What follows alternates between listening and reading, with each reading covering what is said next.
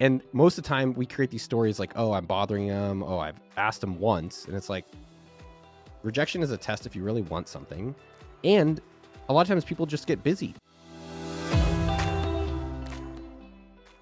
right, so we're on the line with the founder of Sumo, number 30 at Facebook, which is a whole nother story, was number 30 at Facebook, and the author of $1 Million Weekend, Mr. Noah Kagan. What's up? Good morning. Welcome, class. Honestly, I feel the class, and I've had actually some revelations that I've been reading through $1 Million Weekend. Great book. It actually brings me back to another one of my favorite books, The 4-Hour Work Week by Tim Ferriss. Got it right there. Really good.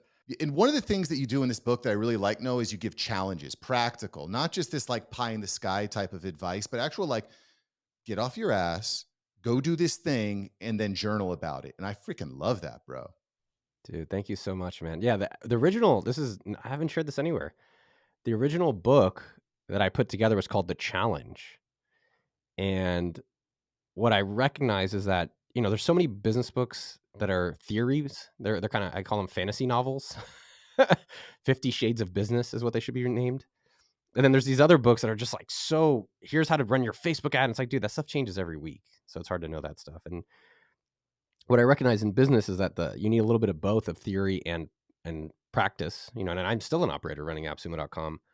And I recognize that the challenges throughout the book, from the challenge of how to start faster, how to ask people for things, how to come up with ideas. And if you can do it in kind of fun ways where it's not so ominous and daunting, you kind of like at the end of the whole experience, like, holy shit, it's actually like I have kind of a little business going and this could be a huge thing in the future. And I noticed the challenges by taking action was the best way for people to learn and also build confidence in themselves. 100%. 100%. It really is that action taking. So one of the things, I'm going to go through a bunch of stuff here. But so I run a 6-figure podcast agency now. Left my day job last year, so a big pat on the back to me, which was pretty cool. Congratulations. Thank you. No, for real. It's like, I don't think it gets talked about enough. It's like, oh, look at that person who claims they make a bunch of money, but they, don't do nothing, or you can't see it. And I don't think people give enough credit to the people who made even $1. That's why the book has a $1 challenge in it. And the fact that you have like you took initiative, which everyone can do. You started, you stuck with it 405 episodes later. And that's something to be proud of for everyone out there, especially I hope you are for yourself too. Like, man, you got it. You took the chance on yourself and you made it happen, which everyone else can do too. 100%. We all start somewhere. We do. But one of the things that I found, because, listen, to start a side hustle, build something from nothing, leave your day job, go all in, convince your wife that it's a good idea. It takes, I think, a lot of courage. But one of the realizations that I had reading this book is I'm afraid. I'm terrified. I'm living in a state of perpetual fear. And here's why. Because I'm always, instead of really digging down to something that I know works, I'm always looking at, well, what's the next thing? What's something else that I can be doing? Because I think I'm afraid to get past this bottleneck in my life or in my business. Yeah, people are afraid of success as much as they're afraid of failure, which is not really, they don't recognize that though. So what do you think you're afraid of? Well, I don't know if it's necessarily that I'm afraid of the scalability or if I'm afraid of building my own prison, building this business that just takes up all my time, consumes up all my time. But, what I think that I realized after reading through this book is that there are, you can always find solutions to your own problems. And when you find a solution to your own problem, that actually could be a legitimate business. And then what I end up doing though is like when I take on a new initiative, instead of going out and just selling it and calling people and saying, hey, would you buy this? Do you want to buy this? Here's the link to buy it. I end up doing all this complicated mumbo jumbo. And you break that down, like you create the LLC. I already have the NLC, everything runs through, but create the landing pages, create the funnels, create all the automations, and then you go out and sell it. And it's like, oh, I've spent all this time building and not enough time doing what really matters, which is picking up the damn phone and seeing if someone will give you a buck. Yeah. Yeah. I mean, most entrepreneurs are dissatisfied. And to me, what took courage? It didn't feel risky to start a business. It felt risky to work a day job that I hated. That just felt like, is this the life that I'm going to live? And how is this going to be the next year, 5, 10 years? And it didn't take courage to do that, right? It took courage to be like, to recognize like, wow, I don't like this job and I can do something myself. And I don't think you have to quit your day job or really convince your wife. That's why the book is called Weekend, because everyone's got one. You got 52 of them to figure it out. Because it doesn't always work right away. It almost never does in life. But courage is we fail, and we fail in all aspects, right? If you think about everything, like even sports, like, we were talking about your Dolphins, like a good quarterback gets 70% of their throws, and it's like, wow, great job. A good 3-point shooter is like 50%, right? Soccer, there's like one goal a game, right? And that's good. And you don't need that much in business to actually have success, but you do need to get started and you need to get swinging so that you can find it. And then, either keep your day job, which we have a lot of people at AppSumo that have side hustles, like six-figure side hustles, but also like their job. And for me, when I got fired at Facebook, that was such a powerful realization. I was not in control of my destiny, that this one person could choose my livelihood. And I was like, never again am I going to let that happen.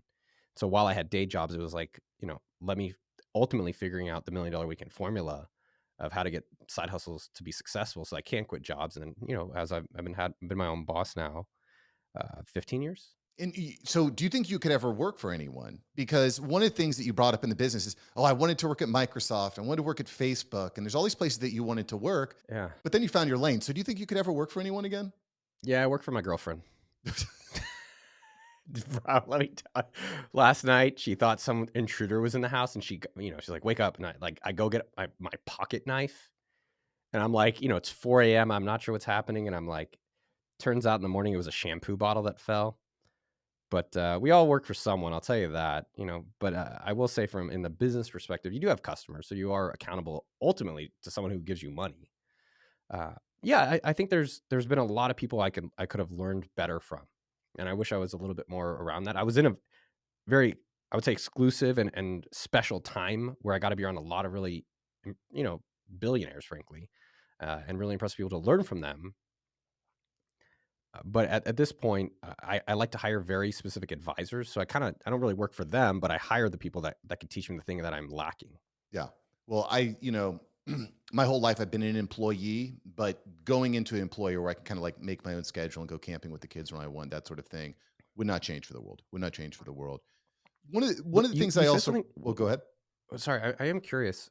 You said do you feel like you've created your own prison? And the reason I ask that, this is further along. Most people don't make their first. Most people don't become a millionaire because they don't never make the first dollar. So a lot of I help people get going so they can get to millions and beyond. But how would you rate, or how do you think about your life now versus when you were an employee a few years ago? 100 times better. Mm. When I was 20 years old, I was like, oh, high school's over. The best times are behind me. I just turned four. I turned 40 last year. Best year of my life. Not close. Ooh, tell me more. Well,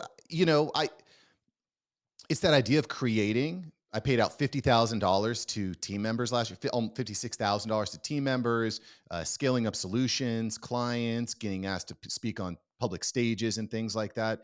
It fills your cup, right? Because getting a paycheck, it could only take you so far. It's building something out of nothing that takes you to the next level of Maslow's hierarchy of needs. Yeah, there might be another chart.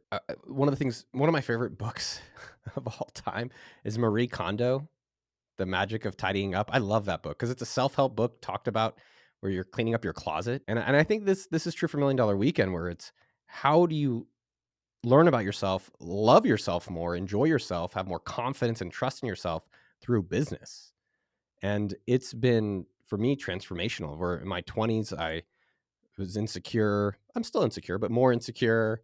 Wanted validation so much from everyone, wanted to be famous, wanted all these things. And through business and through therapy and coaching and customers and, courage, failing and going again, getting to the point I'm 41, where I'm like, man, I'm happy with who you are. And some days are better than others. Today's a little bit lower, but overall I'm like, wow, what a cool life, and like what a good job you did for yourself. And that's through entrepreneurship, whether you want it to be $1 million full-time thing, or maybe it's a side hustle that works for you, Mark. Like they have a day job somewhere else and they're just like, hey, I want to help with you with your social media, or I want to help you get clients or help you with speaking gigs. Yeah. Well, so one of the things that happens, I think that's a good point about the highs and lows that happen. One of the things that I try to strive for is I never want to be the smartest person in the room. Hence why I'm in a room with Noah Kagan right now. Yeah. But I don't want to be the smartest person in the room, but one of the things that can happen is if you're in a room with people that are just really crushing it, then you start to be like, oh, well, this guy's doing $10 million a month. Look at me. I'm I'm freaking trash, with my little six-figure agency over there. Um, so anyway, that is something that kind of gets at me. When you're around people that are just really, really crushing it, and you're like, well, look at my little thing. But that is one of the things I liked in the book. You're giving examples of people like got an idea, proved it by getting their first sell. Now they've got a $80,000 a year business. They're making 80 grand a year, which is it's not bad. It's the start of something, I guess, or maybe it's the finish. I Yeah. mean, it depends. Well, all $1 million businesses start with one customer. I mean, even take the ones that are like kind of really famous, like Airbnb, super famous, $100 billion company. They started with sending an email to a design conference saying, "Hey, we got a couch, $150. Anyone want it?" No website really, no funding, no nothing, and they were actually desperate. That wasn't even really their idea, their original idea, and it worked. And I think there's a little bit of a misnomer that you have to have $1 million idea. You have to have $1 million opportunity, but you have to get a first customer to then lead you to down this point. And the other thing, if I can I give you a little feedback or a little comment? Sure. I would be mindful of how we talk about our businesses and ourselves. So you said, "Oh, I got a tiny little, agency." So it's like, well, sometimes when we call it these things, we make it true. If you just say you have an agency, that's fine too. But I think in our society, we like to take ourselves down to make it. I guess that's kind of our norm. But I've also like, no, I'm proud of like this book. I read my book all the time. I like love this book. I love it. I love AppSumo. And guess what? That's okay. That's great. And so just being mindful not to say, oh, this little thing or this, yeah, this shit. It's like, I think when you start saying that there's like a subconscious programming that happens. And, I will say there's definitely some other YouTubers I see out there that are fiction YouTubers, fiction business gurus that have fake businesses. And there are richer people than me and poorer people than me. And over time, though, I think the most valuable thing you can learn around that is like, when is it enough? Where you can keep making more, and that's great, but you also, dude, I've got more than enough. And getting to that place doesn't mean you're complacent, but you're not so much about the external validation, you're more about the internal validation. And it's a balance. Like I have a board of directors, so I meet with Andrew Chen, he's a general partner at Andreessen Horowitz, and Rajatish Mukherjee, he runs Indeed. And Andrew's like, if you guys aren't trying to be $1 billion company or in the next 3 years, like you're failing. We're an $80 million bootstrap business. That's insane, man. And that started with one $12 sale 14 years ago. And so it's good to have different compasses and different haircuts, I like to call them. Like I'm bald. I don't know. But there's different haircuts out there that you can say, like, okay, maybe there's something I can learn from that. Maybe there's something from that. And then ultimately you come to that level of, okay, what's my internal validation of doing what I'm actually wanting to be doing? So you don't create your own prison, which does happen in business. You're like, okay, I have to be in meetings, which I was with a guy who runs a $58 million supplement business yesterday. I got to be in a meeting. And I'm like, how do you want to spend your day? Oh, I just want to do brand. I want to make content and talk about our brand. I mean, that's the best part of being an entrepreneur. You don't have to report to a boss. And so that creates that opportunity for you to have whatever life you want to be living. Like I live half the year in Austin, half the year in Spain, about to have a kid coming up. So I'm going to take off as much time as I want. And most people get the misconception they have to do the work. Like, no, don't trade your time for money. Trade someone else's, their time for your money. And you just pay them to do the work. And a lot of times those people are happy doing that. And so I think there's definitely a lot of in there for yourself about, what is Mark's internal compass, internal validation, where you're just like, yeah, yeah, there's other people making more, there's other people making less. And I'm so fucking happy about where I'm at already and where I'm going. The process, right? Because I like that point that it's never enough. Fall in love with the day. Fall in love with what you're accomplishing in a day. And it's funny you say don't talk about your business in that way. And you could tell just by the context of my question, which is, hey, if I'm in a room with people that are really crushing it, I feel down on myself, and that's exactly where my brain went. It went into that negative state. But I was also trying to highlight the opposite. I mean, like, dude, you had a day job and from zero, you created your own agency on your own accord. And yeah, I think I used to feel similarly, where I'd feel more intimidated. And lately, though, I just try to think about, am I proud of myself? Like my girlfriend, she's pregnant. Man, pregnant's tough for the women and for the guys as well, just to support them. And I think a lot of times it's like, are we proud of what we're doing in all actions? And then noticing that, and when you're not, it's like, guess what? You can get feedback and improve either externally or internally. And I would say that lately, has made life just so much richer. And I hate these cliches, but I'm kind of noticing that every cliche is true, right? The journey, not the destination. When I was poorer and younger, I was like, shut up, dude. Just let me get rich. And then we could talk about the journey. But I really wish I was happier and kind of enjoying the journey all along versus feeling so frustrated and rushed to get there. One of the things, so by the way, one of the reasons that I really love this concept of this book about starting a side hustle, turning nothing to something, making your first dollar, we're going into this world where AI is going to be really changing the landscape in a lot of businesses in a lot of areas. And frankly, I think that, it's very risky to be comfortable right now. Incredibly risky. You have like big consulting firms like McKinsey are like, well, 30% of the global workforce is going to be displaced. Like, I think that you have to start um, making moves and being ready to succeed within all the disruption. You need to take action, right? And just this idea of, hey, let's figure out the idea, let's take it from nothing to something, really, really important. What do you think about AI? Are you concerned about it? Are you concerned about the impact that's going to have on people? Are you looking at AI as like a crux to what you're doing at AppSumo? I think AI is overrated. I know people don't say that. I think everyone's like eating up AI. And there's a lot of really cool things coming. I still think it's early, but there's been transformative stuff that creates just new opportunities. Like literally, the internet is 20 years old. The real internet. I mean, when people actually started using like AOL and all that, it was like 2098. That's 20 years ago. And how many now millionaires and billionaires are from that? A shit ton. And so instead of all the thing that it's taking away, what about all the things it's going to be adding? And now the question there for everyone is, okay, well, you don't want to operate your business or your life in a state of worry. You want to do it in a state of optimism because that's exciting. It's like, oh shit, what is these cool opportunities? And so the easiest way to approach that is with curiosity. So for me, try ChatGPT out and see if you'd like it. And I use it a little bit, and it's like doesn't do much for me. I have my business partner Chad, who's technical, and he's like, holy shit, like there's so many cool things that happen. Great, he's curious in those areas, and so I think you have to be curious. I think you have to try it out and then make your own decisions about how that can impact your own future. So, for instance, if I was in customer support, I would be very scared because it's very apparent today that that job is going to get replaced pretty much entirely. So, how do you then be the manager of AI customer support? Or how do you train AI customer support? Or how do you build a company in AI customer support to then facilitate that natural transition? And those people will move to somewhere else. Maybe they'll move to delivery people or some other new opportunity. And so that's how I've generally approached. And I would say I've chosen kind of hit after hit in terms of the businesses I've been a part of or started. And the other thing I'd say conceptually from a business perspective is that can you create the platforms where you're the one not trying to decide what's going to win or lose? So there's really interesting businesses like appsumo.com, like chose a good market software 14 years ago. And I don't know what software is going to do well, but we'll promote whatever we believe is the best and at a great price. And it'll show the customers, as well as some of our algorithm, what stuff is going to do well. And I'm a little bit more indifferent if it's AI or not AI, but definitely within AppSumo, AI is like, for customer support, for podcast notes, for meeting transcriptions, for video calls with transcripts and things like that. There's a lot of interesting stuff. I think people are chasing a little bit, and that's okay. I think people, if they could pause, try it out, and then make their own decisions where it could excite them and impact their own life, there's cool opportunities. And to be clear, one thing that, I'll give a business idea out there. You don't even have to be smart. There's so many basic, ordinary people getting wealthy. I think we think that it's like, oh no, there's other people. You don't have to know how to even do AI. You don't have to basically understand AI. You could just document AI.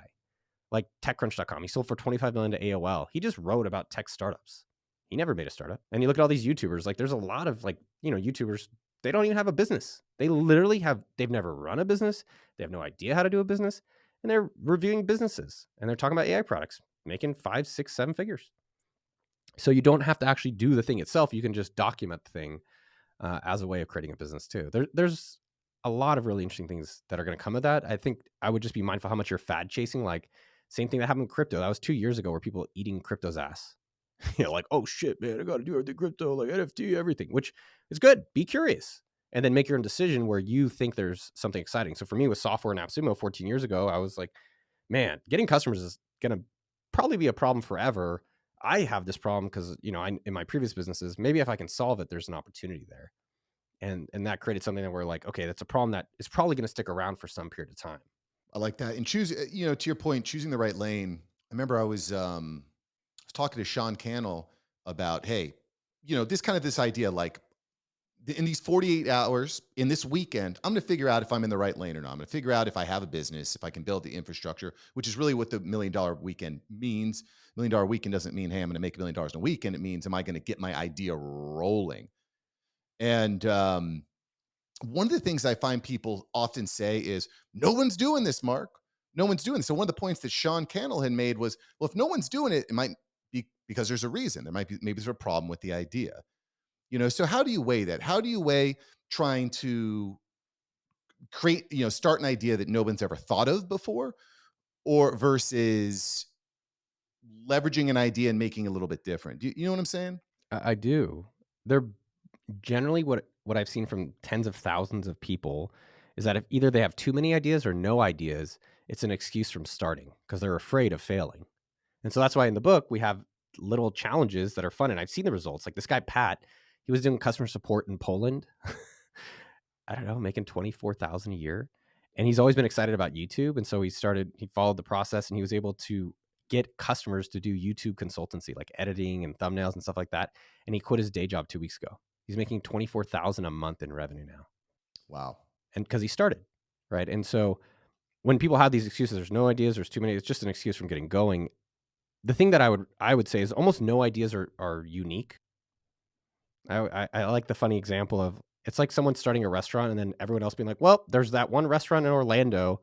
Guess we're not gonna no more restaurants here. And you're like, well, of course there's more restaurants. And that's exactly it. There's different flavors, different types, different styles, different frequencies that you can then create. And there's also pretty large markets. Like I had a friend who read $1 Million Weekend and he had an idea for baby clothing that grew with the baby. Great idea. Whoa. Pretty cool idea, right? And let me Sign be me clear. up. Do you have kids? 4 and 7, yeah. And we're going to be going skiing, and my wife's like, well, we got to buy boots and we got to buy a jacket. I'm like, they're going to use it for 3 days. So let's even take these as examples. So I generally don't think there's $1 million ideas necessarily. I think that's overvaluing the idea. I think there's $1 million opportunities and then $1 million execution, right? So making sure that there's at least $1 million that you can make in it. And then are you doing the execution, getting started? That's why the book has a snap on it, getting going to then find out if that's true and then being able to then scale it at a later point. Now, this person that read $1 Million Weekend, normally I'd say what people do is like, oh, I got this idea for, let's even take your example too, like rental clothes for skiing for kids. The traditional approach is, all right, well, now I've got to build a Shopify and I've got to get a landing page. I got to run some ads. I'm probably going to talk to a bunch of my buddies. And I was like, you could find out in like an hour whether that's a business. And you got to check the market size. You got to check the business model a little bit. And all of it's very quick and without any money being spent. And then there's different ways you can validate if people are excited to give you money for it. And this previous person who had the idea for baby clothes that grew, he messages me a day later. He was like, I Googled it and someone already did it. I'm not going to do it. I was like, oh, Mm. okay.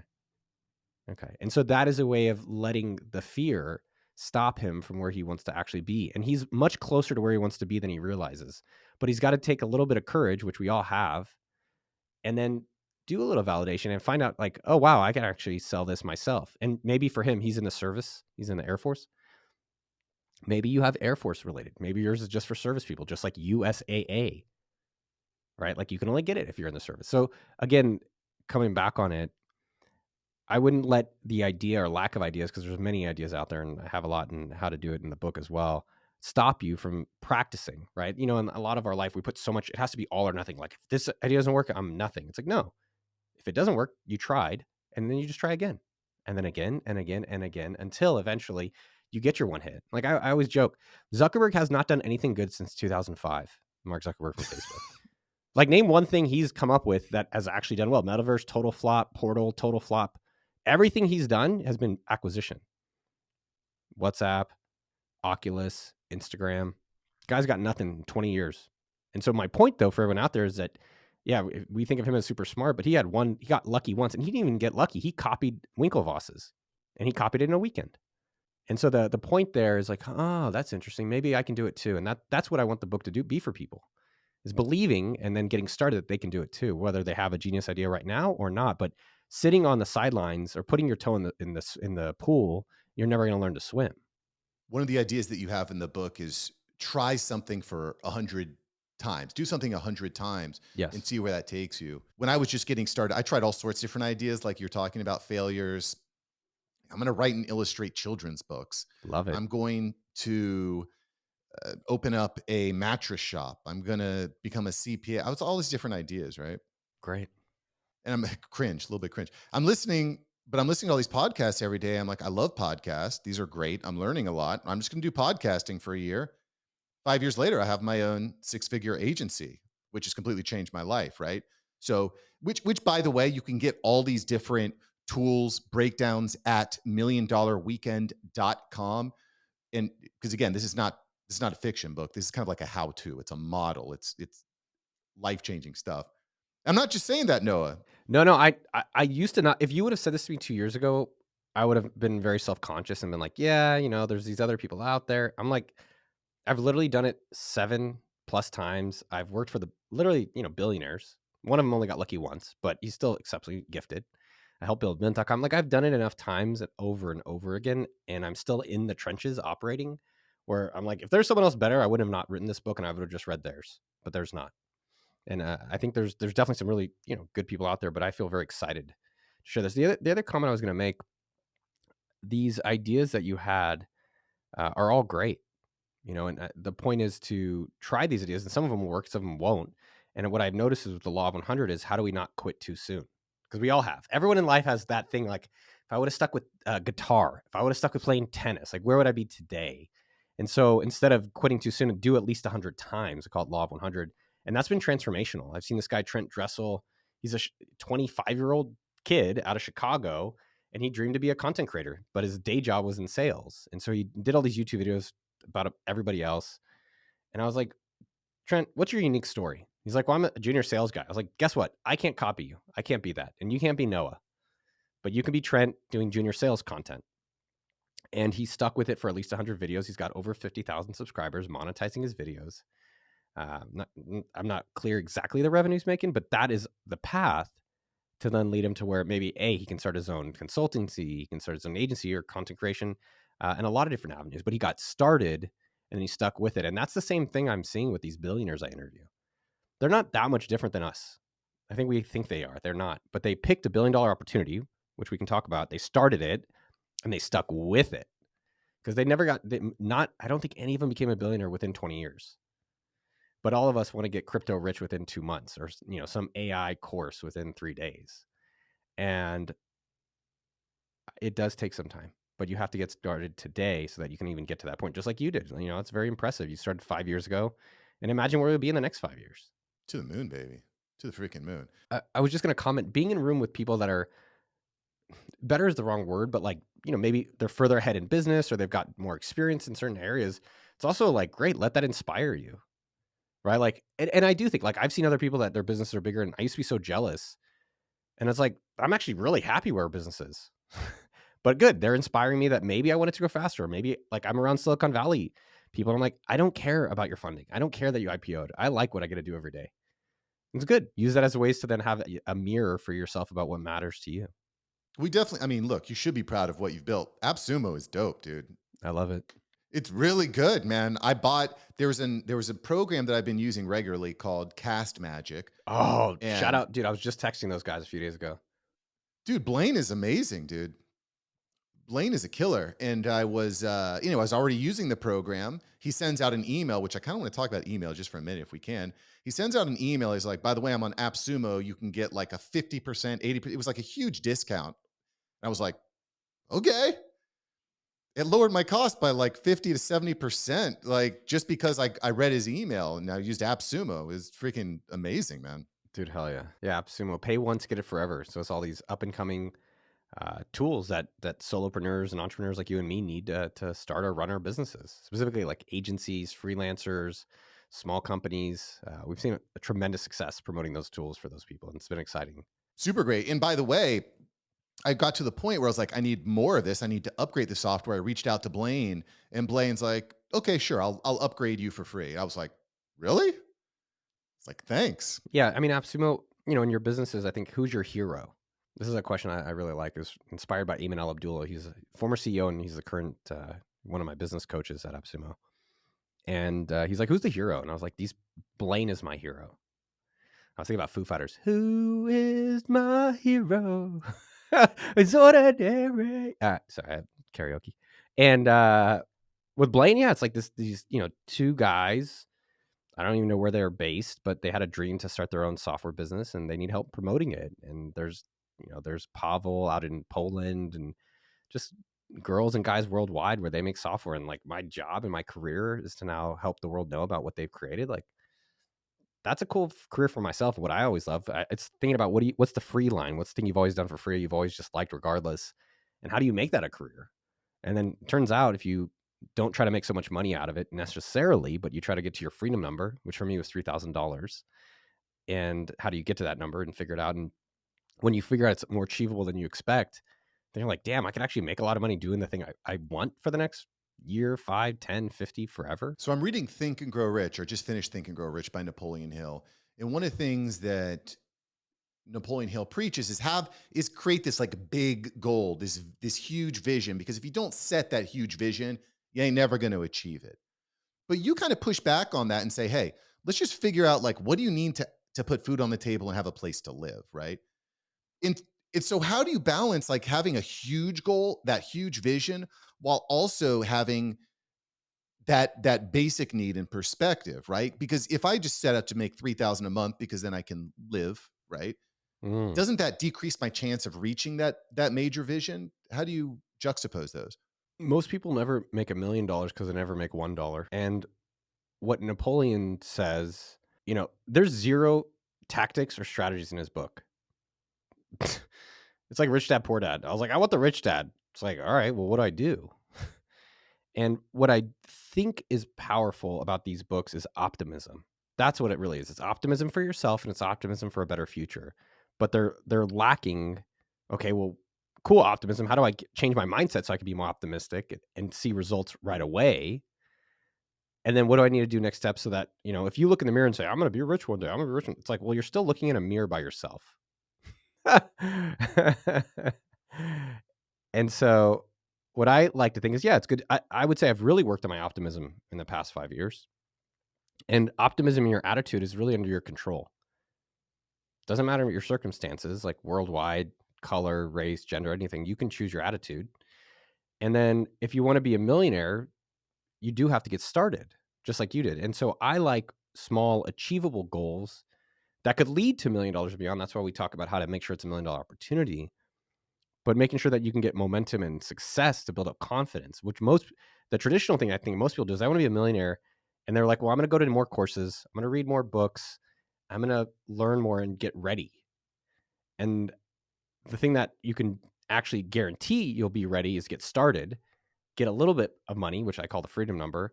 And then that will lead you on a path much faster, much more fulfilling, much more confidence building because you're seeing results right away versus waiting for it. Yeah, well, and kind of like to my point before, if you have these huge numbers in mind, it can be deflating if you're not actually getting close to that. Whereas if like, hey, I want to make 2,000 bucks a month, and then you make it, you're like, freaking A.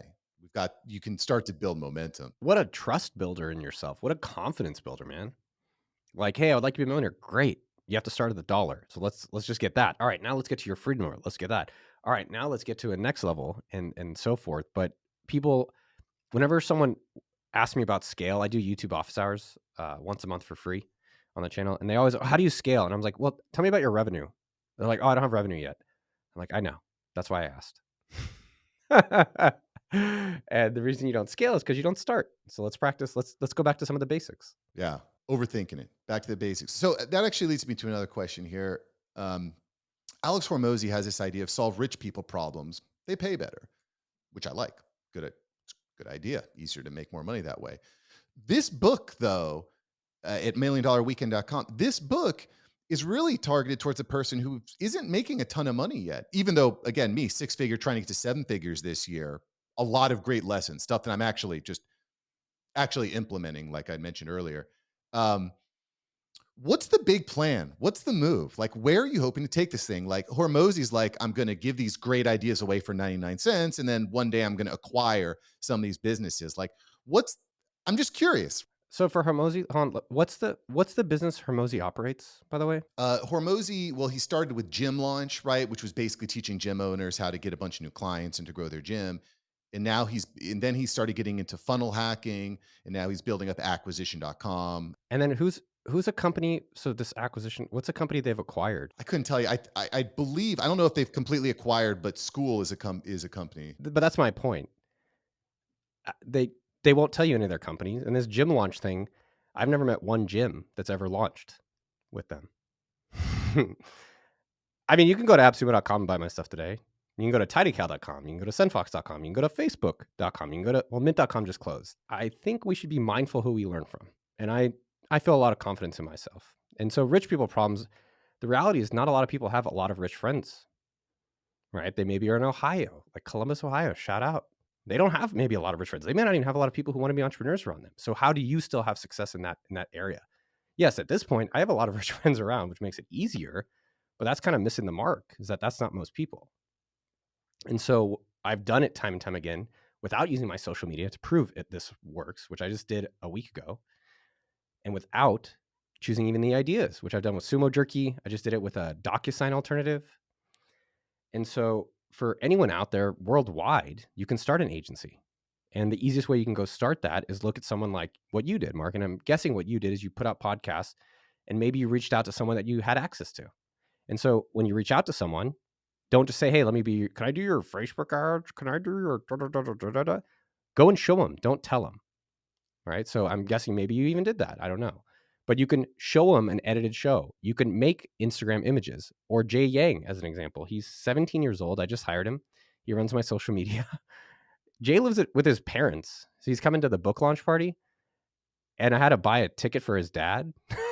That was super cool. But Jay did just like, hey, I want to work for you. Jay made a 30-point Google slide presentation showing me everything I'm doing wrong on social media on my email list.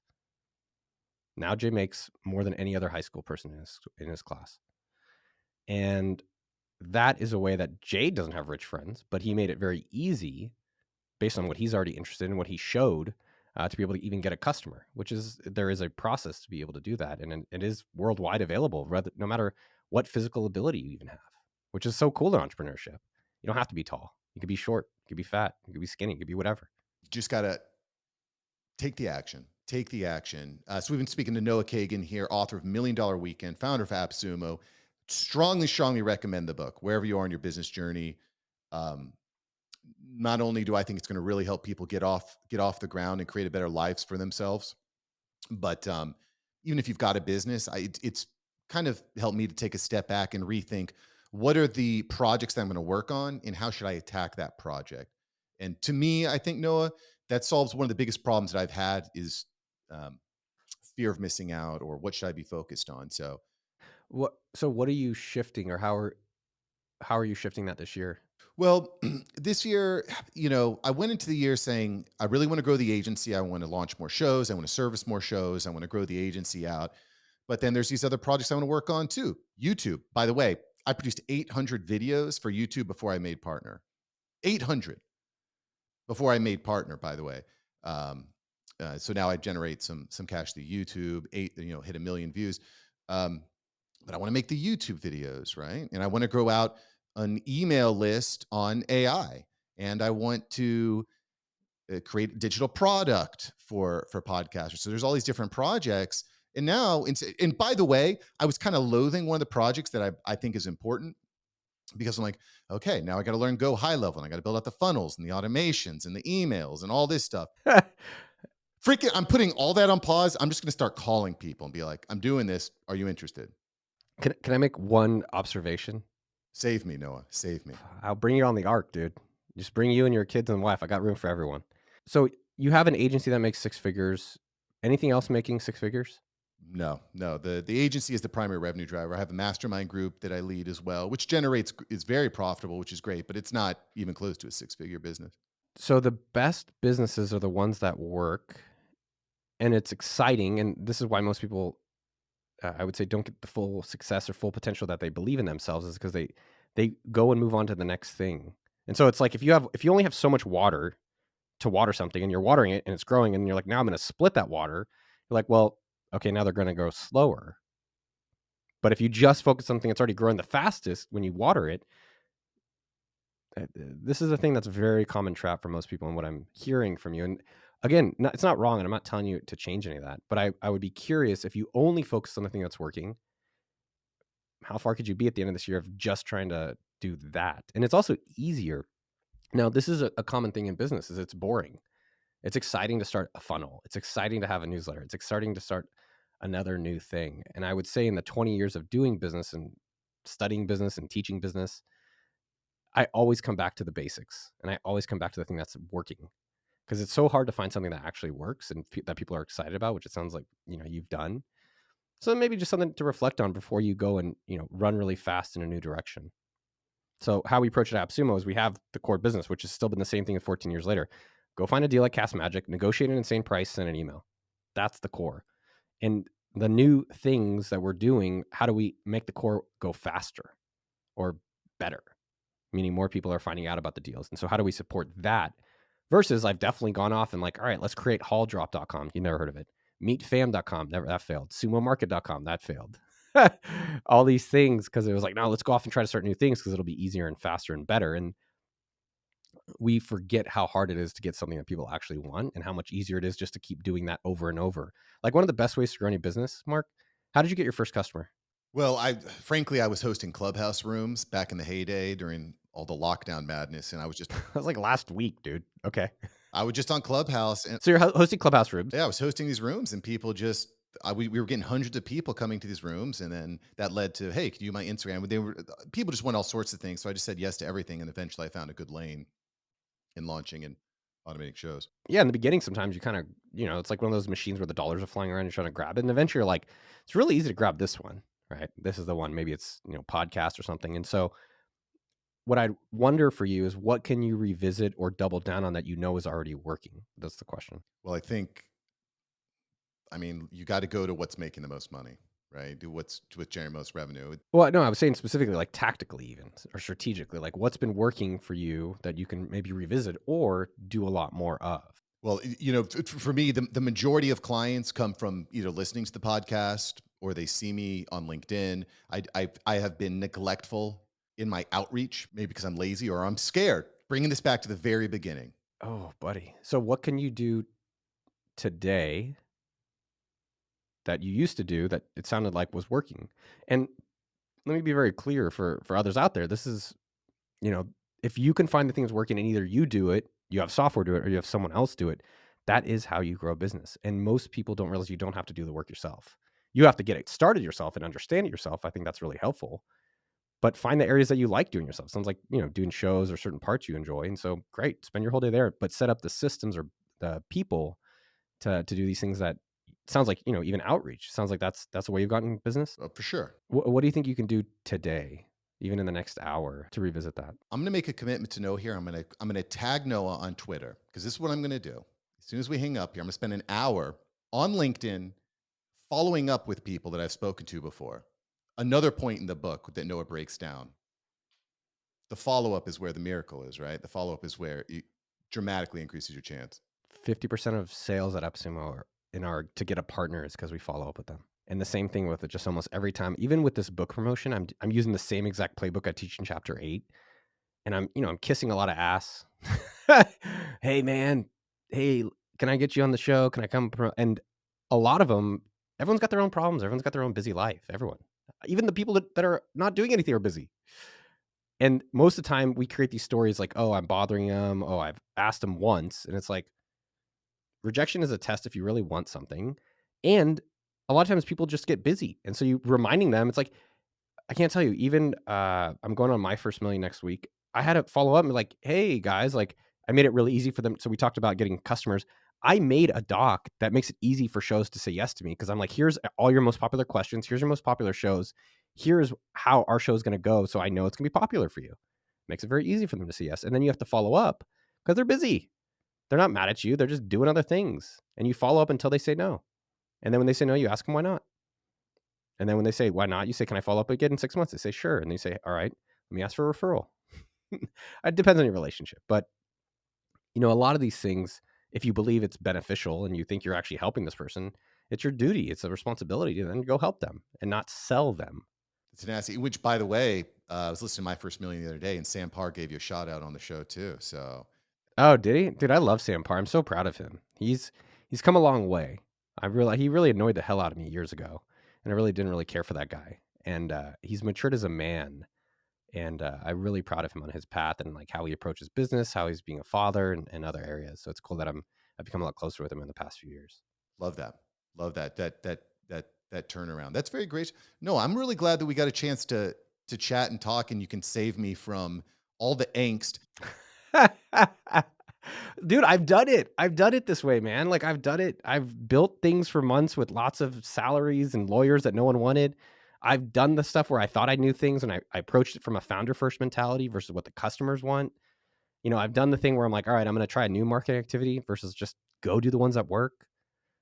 And that's how I feel very confident knowing that my stuff works because I've done it and I've showed others that, hey, let's try different ways that I know work.